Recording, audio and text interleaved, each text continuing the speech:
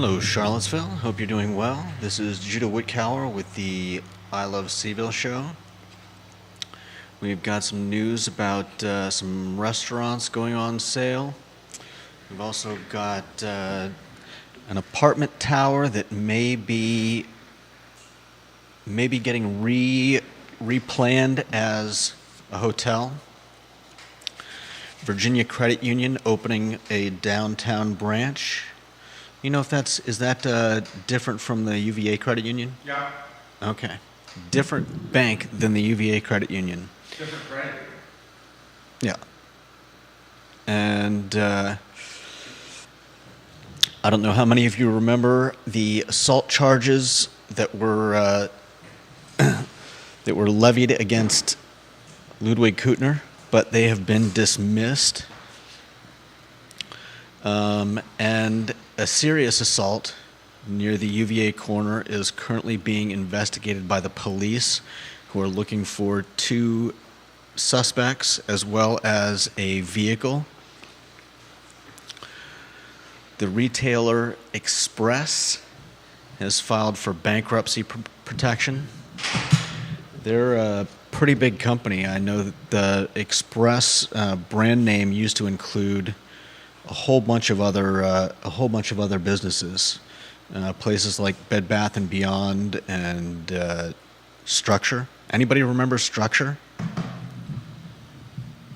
It was pretty big back in the 90s. Structure was huge. Yeah. Express was the real deal. There No was at doubt. a time where Express was the brand for the ladies. Yep. I mean, I heard the other day a conversation where I was in a room and someone called the brand Billabong a throwback. Oh yeah. Billabong and Hurley. Those brands were throwbacks. I don't remember Hurley. You remember Hurley? No. Hurley was legit. Viewers and listeners, give the show a like and a share. Like the show, retweet the show, share the show. We work hard for you. The only thing we ask in return is a like and a share. Ginny Who, thank you. You're the best on Twitter. We appreciate you, Ginny Who. Take a look at the screen for headlines. I would expect, ladies and gentlemen, more restaurants to hit the market. This is one of the primary ways we make our living here. We talked to Uma's last week. We got a price for you with Uma's. Himalayan Fusion back on the market, and more are coming, folks. More are coming. And this has something to do, in part, to what City Council is doing. Mary Lou Comer and Chad Williams, thank you kindly for watching the program. Judah Whitcower is the director of the Fine and Fair talk show. Which headline do you find most compelling? There goes the mayor right there. Former mayor, sorry. I keep confusing him. Which headline do you find most compelling? I'm curious about this assault on the corner. I'm interested in hearing more information when it comes out. The storyline with the assault on the corner, this is the storyline. Yes, an assault on the corner is bad, but how it's being perceived on social media by folks in this community. The folks that are in the photos from the Charlottesville Police Department are white guys. Yeah. And what you're not seeing nearly as adamant with the commentary on social media is words like thugs and gang and words like that. And it's a travesty. It's a travesty. So that's what I want to unpack, how this assault is being perceived. Interesting. Judah Whitcower, we can rock and roll when you are ready. Quiet on the set.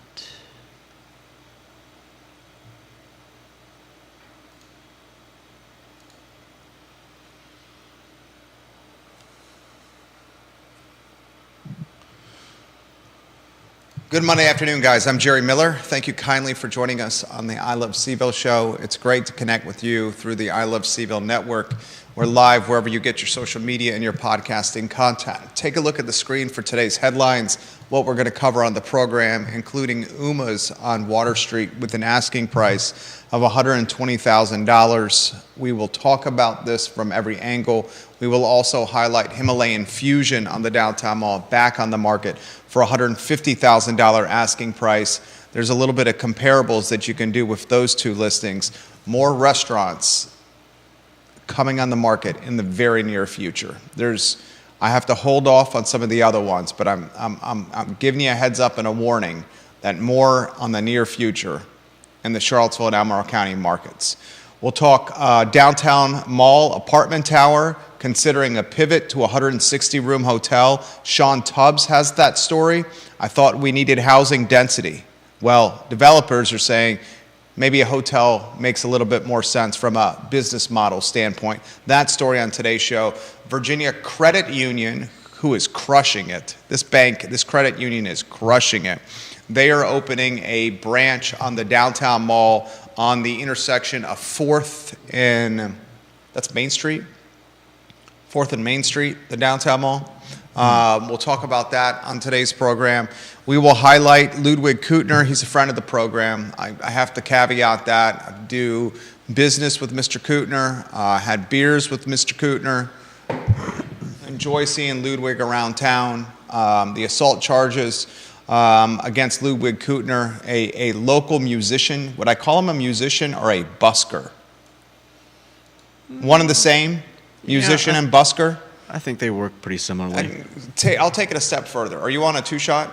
You can weave me on a two-shot, then put me back on a one. All right. The guy who brought the assault charges against Ludwig was banging white buckets with sticks and screaming loudly in unpleasant fashions most times. Is that even music? Is that even busking? Am I doing a disservice to musicians and buskers calling a man who bangs white buckets on the downtown mall, annoying patrons and passerbys, a busker or a musician? Quite possibly, yeah. It's probably a subjective question. Truly subjective. You were right about that. I don't know that I find his busking particularly pleasant. Yeah. I found it intrusive. Yeah. It's similar to the guy that just clapped and clapped and the clapped. Clapping man. Yeah. How about there's the clapping man who's jacked, pythons for arms. Then there's what do we call the guy who was carrying the staff, the shepherd's staff? Yeah. Who would scream at the top of his lungs? Yeah. And then we had the busker. We have personalities in downtown Charlottesville, ladies and gentlemen. No doubt. And then we have the guy that's sleeping in the draft tap room. What do you call it? The entryway? What do you call that?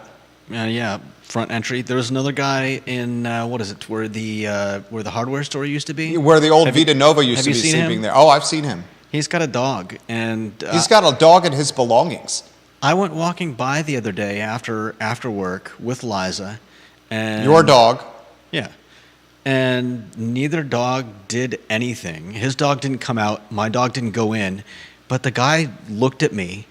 I said hi to him as I walked by, and he's like, "Don't ever do that again with your dog." Like I was trying to prompt his dog to attack. I honestly don't know. I have a similar story. The guy who's very sleeping, strange interaction. The guy who's sleeping at Draft Tap Room, there was a lady walking by with her dogs at Draft Tap Room, and her dogs did not get even close to Draft Tap Room where the guy is sleeping with all his belongings. He is deranged. He is constantly speaking to himself. He said, called her a four-letter word. I think it rhymes with Hut or King Tut. He called her a slut, and she was walking by with her dogs. This was like a 45-year-old woman with two dogs. Yeah. And she looked over at him, didn't even see him at first. He literally called her this name, and she took a step back, startled, and said, "What did you say to me?" And then he proceeded to cuss her out. Damn. We'll talk about that on today's program. I also want to talk about the dichotomy of how social media in this community perceives or responds to those who are charged with alleged assaults. An assault happened on the UVA corner. Judah's going to give us those details. The alleged assaulters are white guys. Commenters on social media responding very differently than what we've seen in the past in this community with other acts of violence, where words like thugs and gang members have been thrown and bandied around. So we're going to unpack that on today's program. We got a national story for you. Express has filed for bankruptcy protection. This, at one time, was the toniest of the Tony, the coolest of the cool, the chicest of the chic when it came to apparel, in particular for teenage women, 20-something women, 30-something women. Now, Chapter 11 bankruptcy protection for national retailer Express. We'll unpack that on today's program. We'll also talk spring game, UVA spring game news and notes. If you put me back on a 1, I want to give some props to Muthru, to Dino. That's where you throw in Dino's last name. Oh, I've been saying it wrong. I believe it was, did he say Hoja? Dino Hoja. Hoja. The owner of Dino's Wood-Fired Pizza, Basta Pasta, and Muthru. He has a location at Pro Renata now opened, a Muthru and a Dino's. Go to Pro Renata, go to Dino's, go to Muthru at Pro Renata, and support this locally owned business, ladies and gentlemen. We're working on an interview with Dr. John Shabe, the owner of Pro Renata, to talk about his expansion plans. And they are very significant, but that is his news to tell, hopefully on this program. Logan Wells Claylo, welcome to the broadcast. Thank you kindly for joining us. Kelly Postel Jackson, the guy that dances by Barracks Road, who spreads happiness on Barracks Road, is one of the gentlemen from the downtown mall. I know exactly who you're referring to, KJ. Bill McChesney, welcome to the broadcast. Thank you kindly for joining us. All right, let's talk restaurants. So, Charlottesville Business Brokers, online at charlottesvillebusinessbrokers.com. One of our divisions here, we help buyers and sellers buy businesses, sell businesses. We help buyers and sellers and entrepreneurs with funding their businesses. We help buyers and sellers and entrepreneurs who need real estate help find real estate, commercial in particular. We help buyers and sellers and entrepreneurs and business owners who need brand management strategy and consultation help. Those services, how we make our living, the I Love Seville network at the tip of the iceberg. We do the network because we love the community. We love to stay top of mind when it comes to what we provide service portfolio-wise. The business brokerage division has been on absolute fire of late. And it's been on fire with folks looking to sell their businesses. It's been on fire with folks looking to buy their businesses. Some of the folks that we like to work alongside that are very good at what they do, one of them is Stu Rifkin. He is a pros pro. I hope you hear this, Stu Rifkin. Rifkin and Associates, a pros pro. We've done a deal with Moe's Barbecue with Stu, where we helped that first generation, the Abrams, sell to the second generation owner, Derek Bond, who owns the Melting Pot. Those folks watch and listen to the show, Mr. Bond in particular, on a regular basis. We appreciate them tremendously. We help broker the transaction of Package Depot on Ivy Road. Stu Rifkin is a pros pro.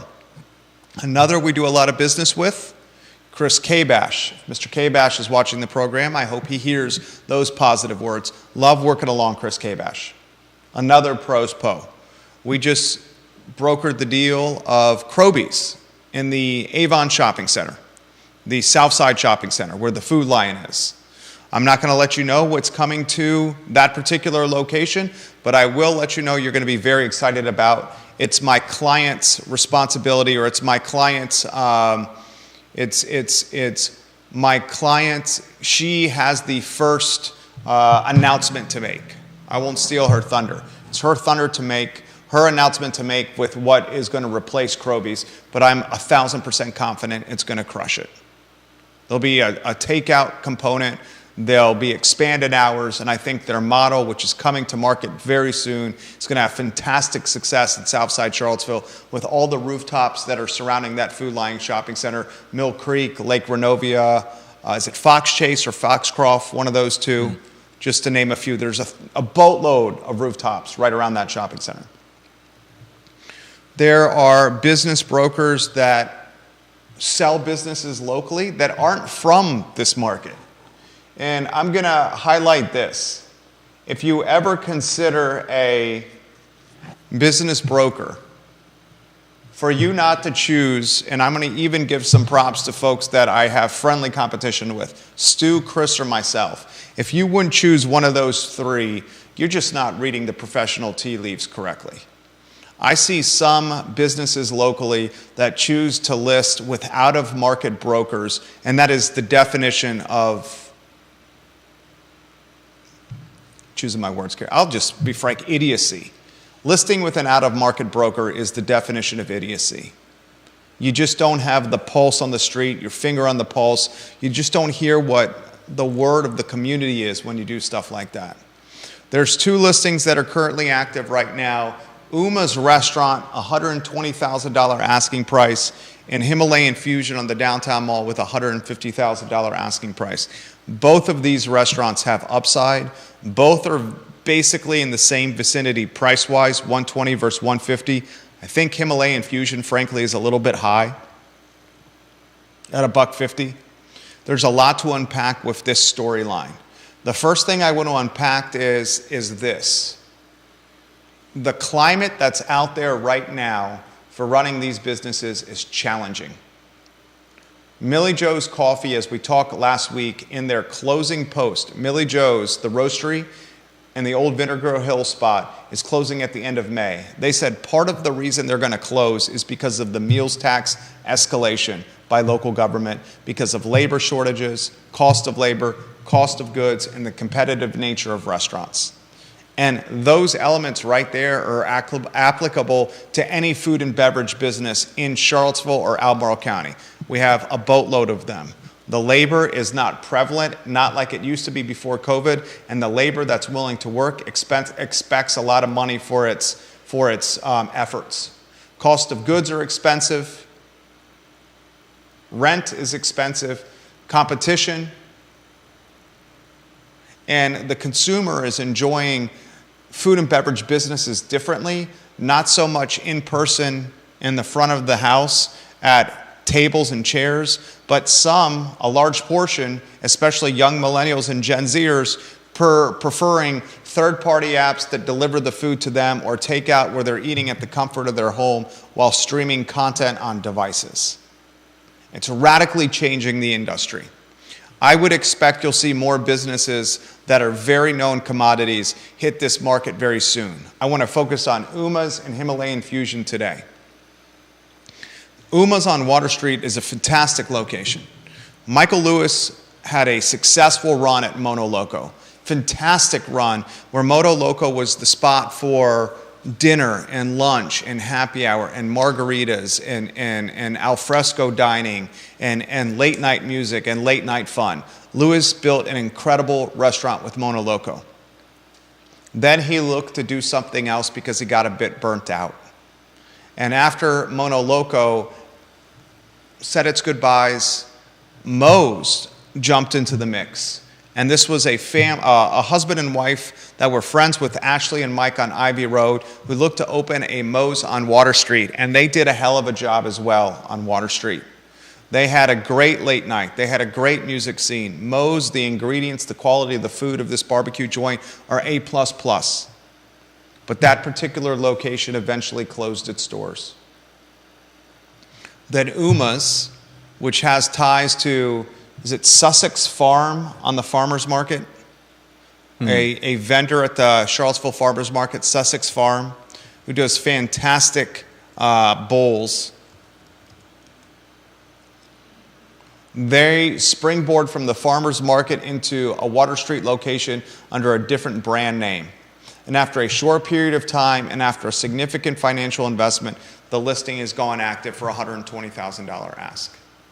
They highlight before they list their business that the escalating nature of meals tax is something that is very concerning to them because it's making the experience very expensive for diners. Eventually, we need to drive home the fact to everyone that's willing to listen that it's these death by 1,000 cuts that's going to shrink the tax base. And the tax base is going to shrink. What I mean by that is when you have less businesses that are operating, less businesses that can withstand economic headwinds, so they choose to sell or close, then the businesses that survive, they may have an opportunity to gain more market share, more customers. But the ones that survive are going to have more of a burden on them. And those burdens could be tied to labor. Those burdens could be tied to tax base. Those burdens could be tied to consumer expectations, consumer behavior. And as we lose small businesses in a town that is only 10.2 square miles in size, as we lose those businesses, the tax base shrinks, which means government has to raise overhead on those that exist, has to tax the ones that survive even more to meet budgetary needs. And that is how you become a city of charm and a city of locally owned businesses, a city of mom and pops, a city that is unique when compared to main streets all over the world, to essentially a Fredericksburg, or essentially Main Street USA that you can find anywhere in America. And that's what no one wants here. And that's what's happening right now. I think the UMA's opportunity is fantastic. If you're interested, reach out to me. We can help set up financials, a tour, and answer your questions. I think the Himalayan Fusion opportunity is fantastic. The landlord of Himalayan Fusion, know him personally. It's a fantastic opportunity there. Like anything, a price is negotiable. And I'm offering a word of caution to any that are listening. More are coming. I offered that word of caution in the beginning of the year, and you're seeing them. I offered that caution at the end of last year, and you're seeing them. Kroby's an institution. An institution. Let us know your thoughts on this, viewers and listeners. We'll relay them live on air on the Monday edition of the I Love CVille show. Deep Throat, we'll get to your comments on the hotel in the matter of moments. I found that very intriguing. I particularly found the hotel, the apartment complex that could pivot to a hotel. Mm-hmm. It's the same developer behind the apartment building above Blue Moon Diner. Yeah. I think it's Heirloom Development. And the Heirloom developer, his name is Jeffrey Levine. How do you think you say his last name? Levian? Jeffrey Levian? I'll go with Levian. You're better at that stuff than I am. Jeffrey Levian, the developer, the owner of Heirloom Development, the guy who built the apartment complex and remodeled Blue Moon Diner on West Main Street, he says in this Sean Tubbs article that he has plans in place for a 57-unit apartment building at 600 West Main Street.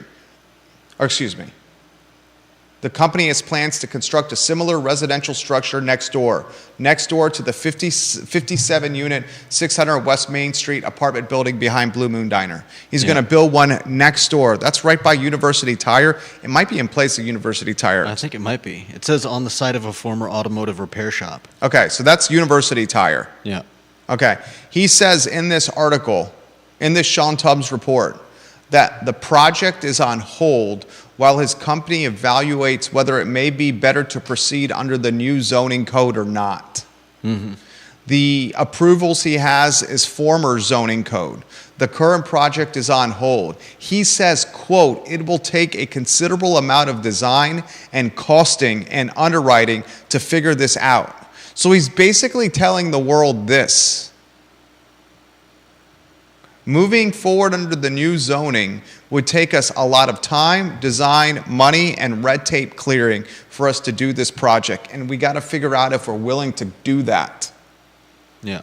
He's already talking about changing this hotel where a livery stable is, where the Artful Lodger is, this apartment building, excuse me, to a 160-room hotel. Mm-hmm. A hotel that's adjacent to the Omni that just went through a $15 million renovation. Yeah. So that shows you something. And if you're rotating lower thirds on screen, viewers and listeners, we'll get to your comments in a matter of moments. Sherry Wilcombe, welcome to the broadcast. This developer is willing to potentially do a hotel room next to a national brand Omni that put $15 million in renovating its hotel. And he would rather compete next to an Omni, literally next door, than go down the road of building an apartment tower in downtown Charlottesville. Yeah. That puts things in perspective for you. There goes Hall Spencer, the award-winning journalist, the former editor, publisher of The Hook, the founder of The Hook, Hall Spencer. Let's do this. I'm going to get sidetracked right now. James Watson, I'll get to your comments here. Anytime someone in front of our well-positioned studio, we are right next to the police department. We're a block away from the Charlottesville Courthouse, the Albemarle County Courthouse. We're a block off the downtown mall. We're right in the middle of all the hedge funds, the family offices, the finance offices, right by all the law firms. We got a city councilor down the hall from us. Anytime a local luminary of merit walks by the studio window, we're going to play. Old Jerry would have done a drinking game. Responsible Jerry says it's 12:30 in the afternoon when this show goes. So maybe we do a kind of contest. When Brian Haluska walks by, Lloyd Snook walks by, when Ned Galloway walks by, when Hall Spencer walks by, someone of that ilk, either we have to do 10 jumping jacks. Jumping jacks would probably be easier to show on the studio camera than us getting on the floor and doing push-ups. No doubt. So that'll be the game. Anytime we see somebody of merit that I highlight on the show, we'll walk by 10 jumping jacks. Someone like Brian Haluska, who walks by every day, if he does it on a second day after doing it on a Monday and he does it on a Tuesday, then we have to do 20 jumping jacks. If you think about another idea, I'm happy to put that into the challenge mix. Okay. So if you're just tuning into the program, Uma's Restaurant's got a $120,000 asking price. Himalayan Fusion, a $150,000 asking price. Let me know if you're interested in seeing or touring or getting more details on either. I will happily set that up for you.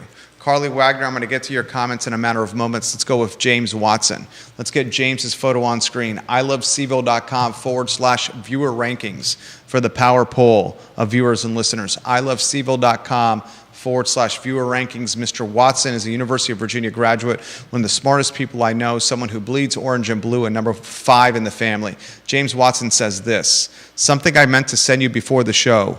This past weekend's events were great. However, from an economic development and tourism perspective, Charlottesville could benefit even more if events could spread out across multiple weekends. I believe on Saturday there was a monster truck event, a spring game, the Black Alumni Weekend, the Tom Tom Festival, the Dogwood Parade, and about 4 or 5 other events on one day. Great events, but it causes hotel prices to go up and other things to be stretched. 100% agree with what James Watson just said. Not only does it cause price surging at hotels, but it limits engagement at all these events. 100%. I mean, I couldn't tell you about more than 1 or 2 of those events. The Dogwood Festival, there was an article in the Daily Progress about this. Yeah. How the Dogwood Festival has become a shadow of its former self. Yeah. At one time, the Dogwood Festival would captivate the community. It would have rides and fairs and carnivals, and it would have a court where there was a Dogwood Queen honored. If you saw the Dogwood Festival this weekend, and the only reason I did was because I was navigating traffic going from eastern Albemarle County to western Albemarle County during this parade, it was paltry attendance. Yeah, I read that part of the problem with no more rides is that they weren't allowed to they weren't allowed to set up on Charlottesville grass, which is why they started moving to to the Kmart parking lot and the Fashion Square Mall parking lot. And I believe another issue was that they were being told that every single ride had to be wheelchair accessible, which would have cost the company that comes in from out of town to set up all these rides would have cost them, tens of thousands of dollars. And as a result, we don't have any of that anymore. And yeah, like you said, you only realized it because you were navigating the Dude, there was nobody there. There's barely anyone. We have ownership of, we are the largest owners in the Macklin building on Market Street. And when I first purchased the first commercial condo on the second floor of this building, where our offices were previously located, I had an office with a balcony that overlooked Market Street. In fact, we had 2 offices. They were fantastic offices. They had balconies overlooking Market Street. We're the only building on Market Street with courtyards. Mm-hmm. And we had, in the first year, a Dogwood Parade party in the upstairs office where I served booze and had finger food and music on a Saturday morning, Bloody Marys and mimosas and champagne in the main lobby with the 2 offices, the sliding glass doors open, and us hanging out on the 2 balconies while the parades and the floats and the participants of the Dogwood Parade would go by. We had music blasting and people cheering. That was a decade ago. It was effing awesome. Yeah. Now, and I'm throwing no shade here, what I saw on Saturday would not even merit us getting the family Explorer packed, the kids in their car seats, and my wife and I to come down in lawn chairs to watch. It would not merit our time.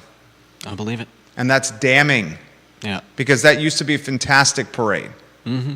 And look at the attendance at the spring game with UVA football.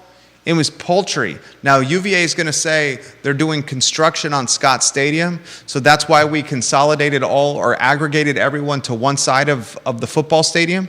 And that may be the case. Like, I saw pictures online of the stadium bleachers, like, having holes and like, literal, like, destruction to them as they're rebuilding them.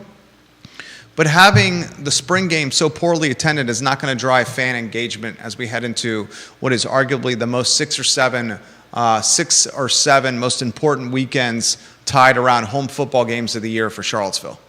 Yeah. Carly Wagner watching the program, she says there's so much going on this coming weekend as well, including Fox Fields. Miss Wagner, you have a new profile picture. It looks fantastic. I like the new profile picture, and thank you for watching the show, Carly. Carly says this. Is that due to the affordable unit requirements for new residential units under new zoning? She's talking about the downtown apartment building that may pivot to hotel.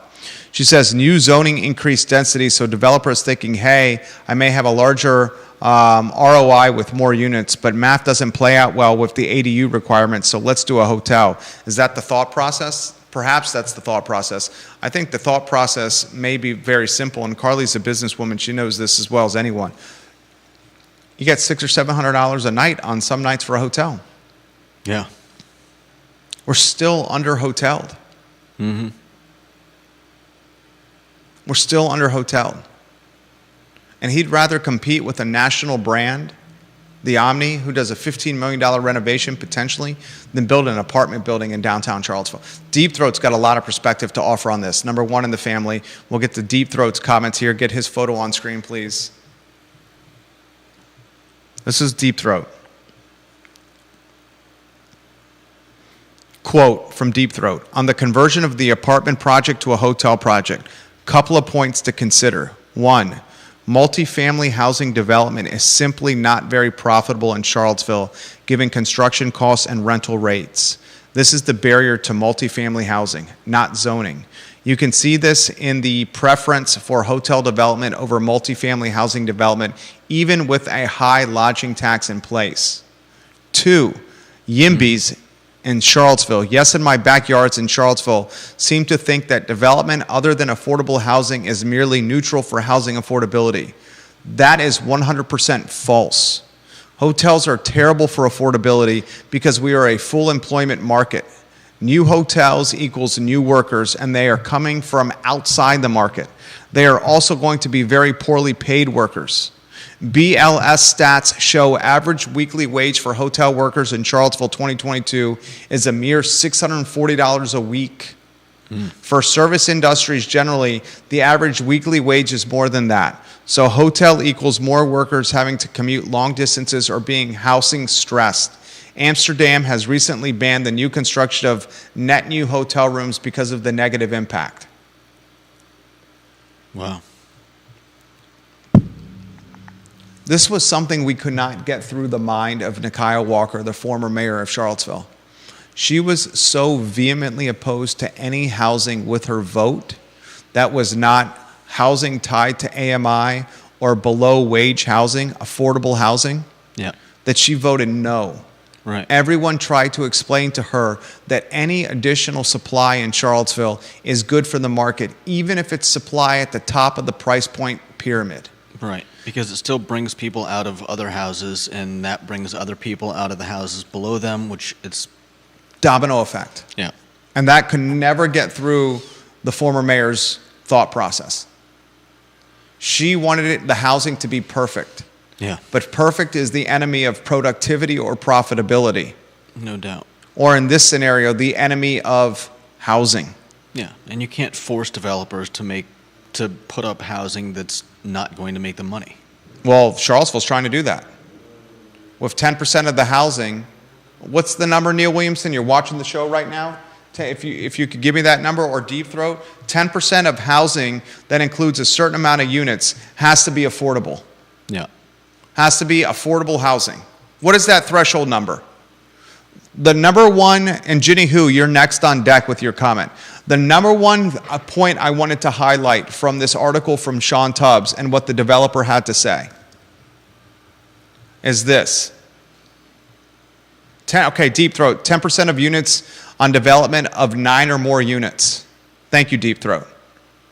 So if you're building a project that has more than 9 units, 10% of that must be affordable at 60% AMI for rentals. Yeah. For 99 years. Thank you, Deep Throat. Making the program better. I sincerely mean that. Loved meeting your parents over the weekend. 99 years. Who the F would want to deal with that? Yeah. I'm going to build a project, and for 99 years, 10% of my units have to be tied to 60% AMI. If I pass these on to my kids, their kids are going to have to deal with it. Their kids will have to deal with it. Yeah, 99 years is... Their kids. 3, 4, possibly even 5 generations. What in the actual F? The developer says this in the article that Sean wrote that I thought was the true interesting part of the story. He says, we have to consider how the project next to the Blue Moon project, the one where University Tire, the one we're considering there, actually fits zoning today. And it's going to cost us a boatload of time and underwriting and design and red tape to figure this out. Basically stalling the project. Yeah. He's basically saying, to figure this out, I'm going to put it on ice for a long-ass time, and I'm going to have to spend a boatload of money to figure it out. That's what he's saying. This is the consequences or the collateral damage of allowing activists and socialists to influence local government as opposed to people that actually do this professionally for a living having the ear of local government. Carly Wagner says, amazing points from Deep Throat. Carly Wagner also says, without tourism lodging, you lose on tourism tax dollars. Big picture, does Charlottesville have to decide to be a tourist city or a working class city? Can you have best of both worlds? That's a great topic for a show, Carly. That is a great topic for the show. Does Charlottesville want to be a tourism city or a working class city? And can you be both? I don't think you can be both. It's tough. How can you be both? I don't know if there's an easy way. My wife sent me a listing over the weekend, a real estate listing. I'm scrolling through our text messages right now. 1895 Westview Road. 1895 Westview is one word, road. It has an asking price of $1,998,000. 7 bedrooms, 6 bathrooms, over 6,000 square feet on nearly an acre of land. It had an open house yesterday. If you look at the copy of this listing, it says, and I'll give props to the agent. Yates Nobles of Montague Miller and Company has the listing.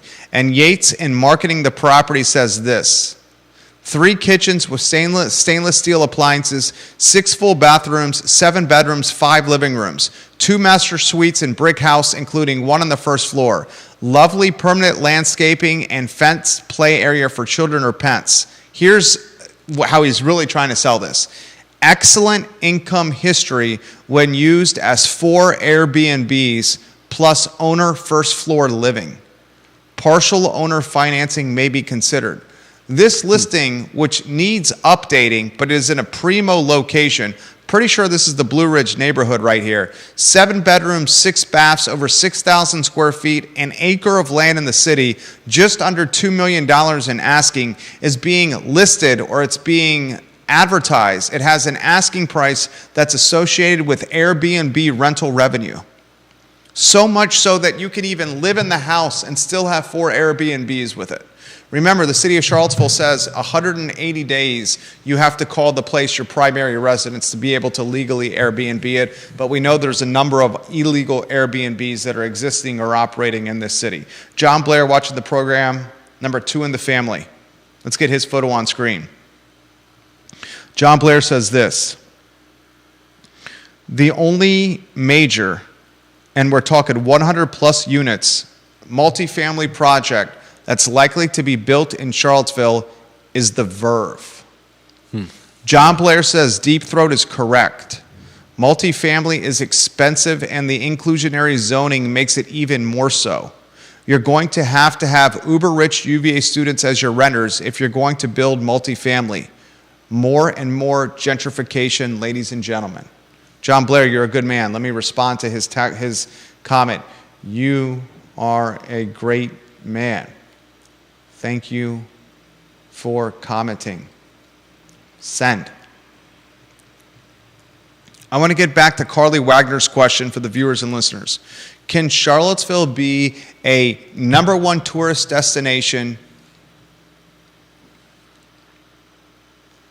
in the running for one of the top tourist destinations in the Mid-Atlantic, in the East Coast? We are already the #2 wedding venue on the East Coast behind Charleston. Charleston's 1. We're #2. We're already the wine and vineyard and winery mecca of the world, according to Wine Enthusiast magazine, the #1 wine region in the world, Wine Enthusiast magazine, right? Yeah. Realtor magazine called us the #2 area to retire. Waynesboro #3, interesting. This was #2. Yeah. We're already one of the top music scenes, music areas in the country. Really? We're, depending on who you ask, top 15 or top 10 restaurants per capita. We got ACC sports. We got outdoors and hiking. We can make a legitimate argument one of the best tourist destinations in the Mid-Atlantic or the East Coast here in Charlottesville. If we continue going down this road and grabbing or earning or trying to establish this touristic moniker or this touristic brand, and we want to embrace it, right? Can we also say that we're committed to housing affordability? He just made the comment, Deep Throat, that we're at capacity when it comes to labor for frontline jobs. And I call frontline jobs hospitality, food and beverage, music, hotels. So much so that there are hotels and resorts and clubs around the area that are bringing in their staff on short-term visas. and having them work balls to the wall, Eastern Europeans on short-term visas for a huge burst where they earn money, bring it back home, and they are essentially wealthy because the dollar goes further, instead of hiring within the community. It's a lot like the Outer Banks. And that's a lot of Airbnbs. So the point he's making is if we're already at capacity with internal labor, the labor we're going to have to bring is out-of-market labor. If the out-of-market labor we bring in to serve this tourist industry is going to further straddle or stifle or throttle or cause downward pressure on housing. Downward pressure is a better term. It's going to cause pressure on housing because the folks are going to come in from outside the area and have to live here. Yeah. It was either Snowshoe or Massanutten, one of those two ski resorts, that had to buy a hotel to staff their labor. Carol Thorpe watching the program. She is, let's get her photo on screen. Ginny Hu, I haven't forgotten about you. You're next, I promise. Number 9 in the family, Carol Thorpe. She says this. You warn of the cost of socialists in city council, and rightly so. Please add Michael Payne to that warning because he does not know what he is doing, and his agenda is dangerous to our local economy. I think Mr. Payne knows what he is doing, but I do think how he goes about doing it is dangerous potentially to the local economy. I think everything he is doing according to what he thinks is right. Yeah. But I think his actions are dangerous to the local economy, to Carol's point. All right, I promised Ginny Hu's comment. I'm sorry I'm delayed in relaying this on air. She says this. This was a number of years ago, but I had a guy ask me for cash while I was waiting outside of the toy store for my kids and parents. I told him I didn't have cash, but offered him the pizza we had picked up at Sal's. He cussed me out, and that's the last time I took my kids to the mall. She also said I could not get scout units like Boy Scout, Cub Scout, Scouts to sign up to be in the parade, in the Dogwood Parade. It was slim pickings, the parade. Thank you for watching. More comments coming in. James Watson's 100% right. They've been bringing in labor for years in Williamsburg. 100% right. I grew up in Williamsburg. Yeah. Busch Gardens, USA, Water Country, USA. I tell this story all the time. My brother and I are sons of entrepreneurs. My father was a CPA, owned an accounting practice. My mother was the front of the house. She did the bookkeeping work and greeted the clients and did the admin work. They worked their ASSs off. ASSES. Yeah. ASSES is off. ASS is easier on the tongue roll. Anyway, they worked their tails off. And we had Eurosplash passes as kids, and we would literally be dropped at the park at 8 a.m., and they would come pick us up at the park at like 6 p.m. And we were told, just stay in Busch Gardens or just stay in Water Country. Don't get kidnapped. Stay alive. Keep your head on a swivel. That's what they would tell us when they dropped us out of the family Volvo, and we went into Busch Gardens. She would watch as we made it through the turnstiles, and then she left to go to work. Yeah. Keep your head on a swivel. Don't get kidnapped. Don't take candy from strangers. Stay out of trouble. Many of the folks that were working at Busch Gardens and Water Country while we were growing up were foreigners. And the reason you know that is because at Busch Gardens and Water Country, they say their place of origin, where they live, on their name tags. So they'll have their name and where they're from underneath it. All foreigners. James Watson, right. Not all, a lot of them. Appreciate you, Mr. Watson. Philip Dow, welcome to the program. Bill McChesney, welcome to the program. Folks down the street watching the show. Tom Powell watching the show. Let's get Tom's photo on screen. Tom is number 54 in the family. He said we lost Rob Graham. Unrelated, but I just read we lost Rob Graham. Is that Rob Graham from Charlottesville Radio Group in 1070? Is that, I just see the comment here. That would be, anyone we lost is unfortunate, but is that who you're mentioning, Tom? Can you let me know in the feed? Is that Rob Graham? Tom? I'm sorry to see anyone go, but oh my gosh, it is that, right? He just said yes. So from Charlottesville Radio Group and from local news with Charlottesville Radio Group and 1070 WINA, I believe he does the morning show on Z95 with Sherry, has passed away. Lost? Do you mean lost, passed away, or he moved out of the market? I don't want to jump to conclusions. I'm reading this in real time, Tom. Thank you. He said the Dogwood Parade was sad to see how few people were there and fewer floats with lots of trucks. Yeah, I noticed the same. Bill McChesney, his photo on screen. Yeah, he said WNA announced earlier. Did they announce earlier that he passed or that he left the station? Just for clarity, and I'm not trying to nitpick. I just want to make sure I have the facts right. Bill McChesney's photo on screen. Passed away. Good Lord, I'm sorry to hear this. Award-winning broadcaster and local icon. My thoughts and prayers are with his family. Oof. Life is fragile, folks. Bill McChesney has this. Man, what a kick in the nuts that is. I'm sorry to hear that. Bill McChesney's photo on screen. He said, we took our granddaughter to the parade. It was mostly commercial. We were a little late, but I saw no Dogwood Queen or Miss Virginia. There were only 4 Shriner Corvette go-karts. Yeah, it was slim pickings, man. It was slim pickings. And interestingly, they attributed part of that to behavior changing with COVID.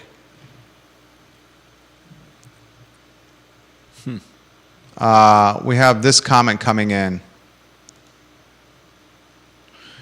Ready for this one? Capping top-line GRP via rent control eats away at DSCR over time as OPEX increases.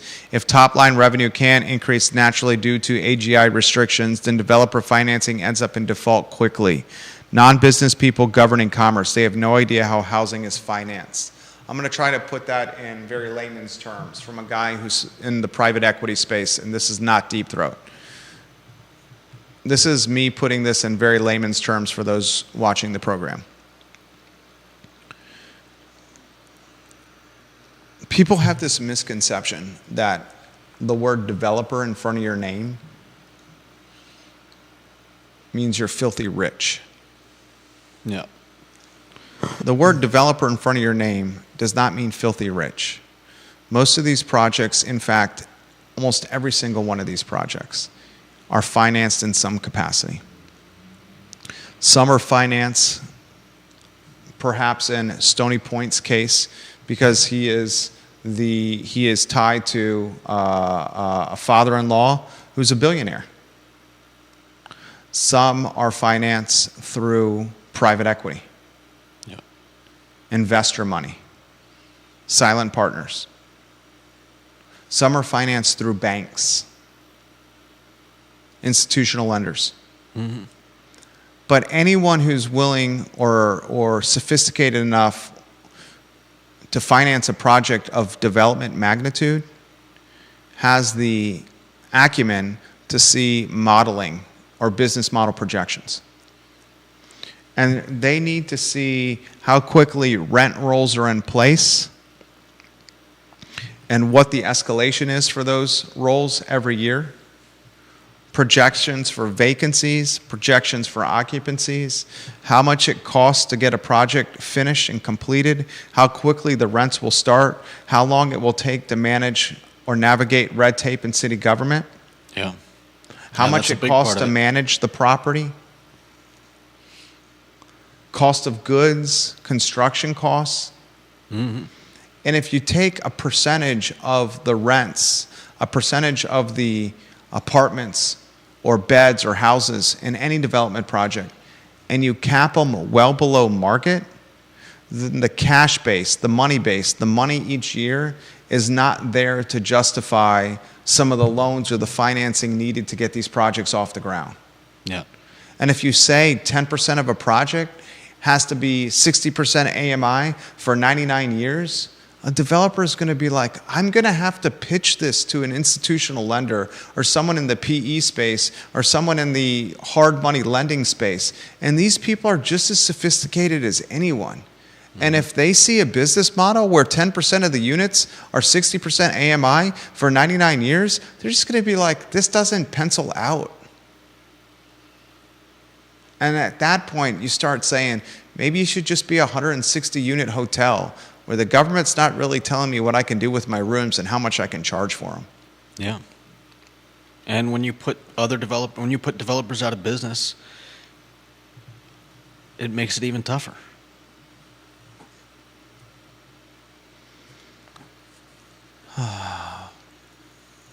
And that's where we're at.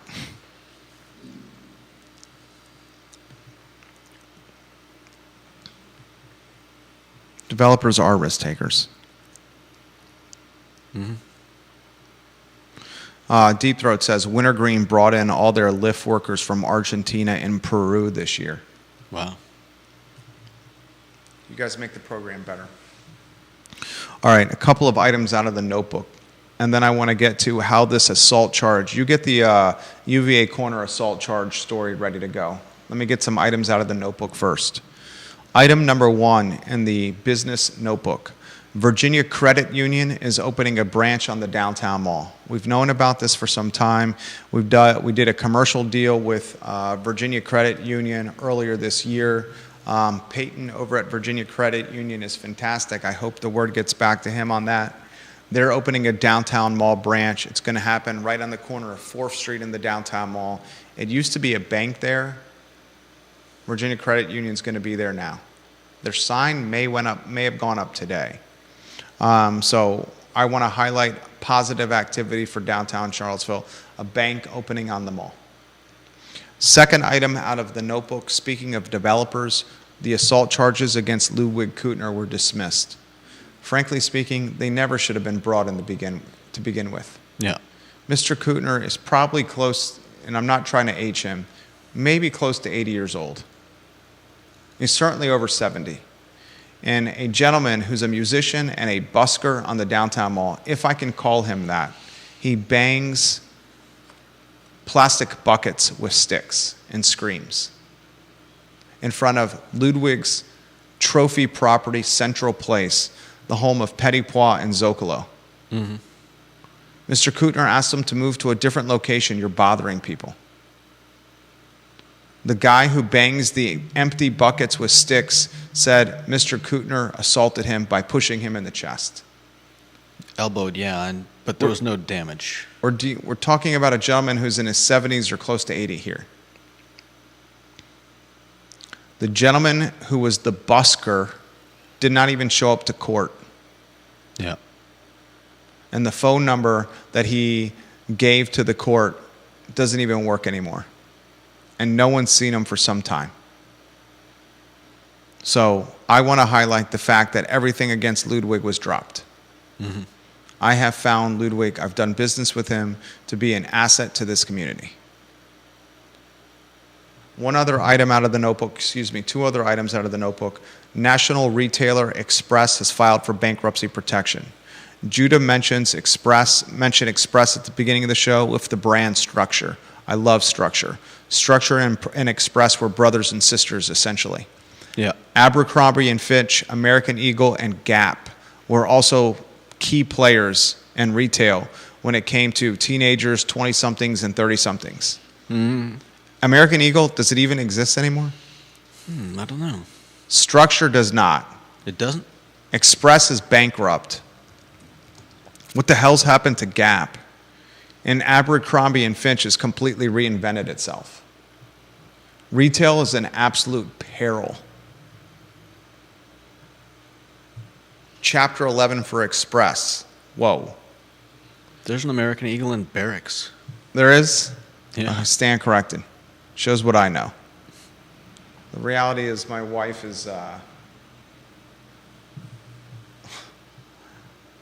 and our partnership with the Roback is my closet. UVA football spring game news and notes. We'll talk about that tomorrow on the Jerry and Jerry Show with Jerry Hootie Ratcliffe. Set the stage for the UVA corner assault as we close the program. I have a key item that I want to highlight on this show. So, let's see. The police, the Charlottesville police, are investigating and are searching for two men.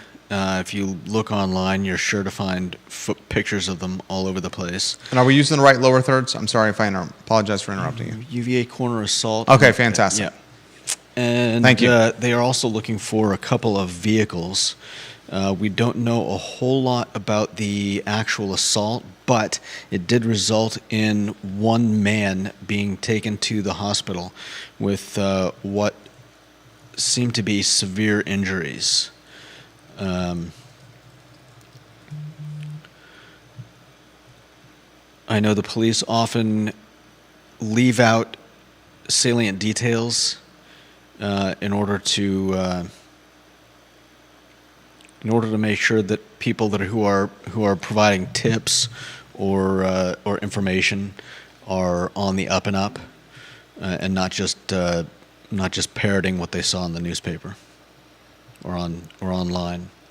So that's pretty much it. This happened at the corner, 1400 block of University Avenue, and the victim was taken to UVA Medical Center. This is my issue. I have a number of issues for this story. First, no one wants to see assault in Charlottesville of any capacity. Second, this is my issue with this. You watch the response on social media to the posting of these culprits, alleged culprits. The police has their photos. It's two white guys, right? Yeah. And the response on social media has been very different than the response we have seen with previous assaults. With previous assaults, when the alleged culprits were of different skin color, folks were very quick to utilize nasty names.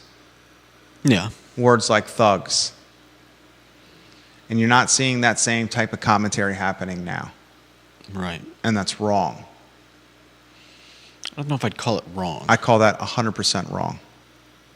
And I'm not sure this is a limb that you want to stand on. You can if you want. That seems to be a very fragile limb that you're choosing to stand on. If we're going to utilize language for one group and not utilize language for another group, that's the definition of wrong. Okay. And you're seeing human behavior in real time on social media yet again, and how they view others. And it's not always pretty. That's true. I was following on Twitter, and I don't agree with a lot of what this man says, but Bill Ackman, I follow on Twitter. At Bill Ackman. He's the CEO of, he's a billionaire. He's been on the forefront of anti-Semitic behavior in the Ivy Leagues, calling for the removal of Ivy League presidents. Yes. He recently posted on Twitter the anonymous nature of social media, and I found it compelling. Let me see if I can find the tweet. This is tied to the protests that are happening at Columbia. Yeah. He tweeted 15 hours ago, Bill Ackman, if the protesters are proud of and confident in their views, why do they cover their faces? The most vile social media posts are also typically anonymous. Anonymity brings out the worst of humanity. No doubt. There was a die-in on the grounds of University of Virginia on Friday night on the lawn. Did you see that? No, I did not see that. A die-in is when you lay on the ground as if you are dead. And the die-in was from the group Students for Justice in Palestine. That's the name of their group. Students for Justice in Palestine. And a couple of dozen kids, students, I shouldn't call them kids, students, protest on the lawn as if they were dead, laying on the ground. The protest consisted of them lying on the ground and then a speech by SJP president, a third-year student named Josh Rosenberg. And they are fighting for Palestinian rights. I said on Friday's show that you can be pro-Palestine, pro-Israel, pro-Jewish, anti-Hamas, and anti-Israeli warfare tactics. I doubt there are many people that fall into all those categories. I would bet you that's the majority of people. How so? I would bet you the majority of people see Hamas as a terroristic group. I would bet you the majority of people feel sorry for Palestinians caught in this crossfire, this warfare. I would bet you the majority of people see what Israel is doing, where they're killing innocent people and announcing that they're going to kill innocent people, and see it as wrong. I don't think they're announcing that they're going to kill innocent people. They're saying there's going to be collateral damage, and they know it. That's been the case in every war ever. And I'm not trying to. the majority of, I'm not going to say majority. When you use words like that, it's impossible to quantify majority and minority when it comes to groups of people. I empathize for Israelis, Palestinians, and I find the tactics utilized by Hamas to be disgraceful and certainly terroristic, and the response from Israel to be past warfare utilized and approved by the United Nations and what's been greenlit in the past as warfare strategy. And I'll add another one in there. I think the university president, Jim Ryan, should be making a statement about this when it comes to the most volatile topic that's on his grounds today. No doubt. And I think a lot of people are that way. All right, that's the Monday edition of the show. Anything you want to close with? Jerry and Jerry's show is Tuesday, or tomorrow. Thank you, James Watson. We'll talk about the spring game tomorrow. Last thing I want to say here.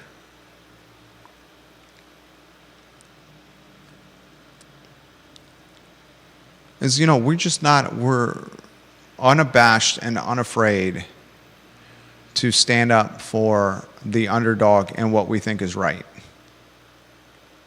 And that's put us in the crossfire ourselves. How this assault that happened in the corner, it's two white guys that the police are releasing their image.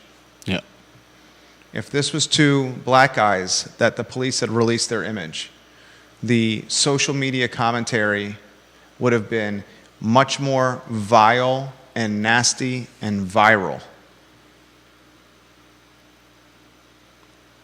than what we saw so far. And that is, whether folks want to admit this or not, that is behavior that is based and rooted directly or indirectly, consciously or subconsciously, on racism. And that is effed up. It's the Tuesday edition of the program. So long, everybody.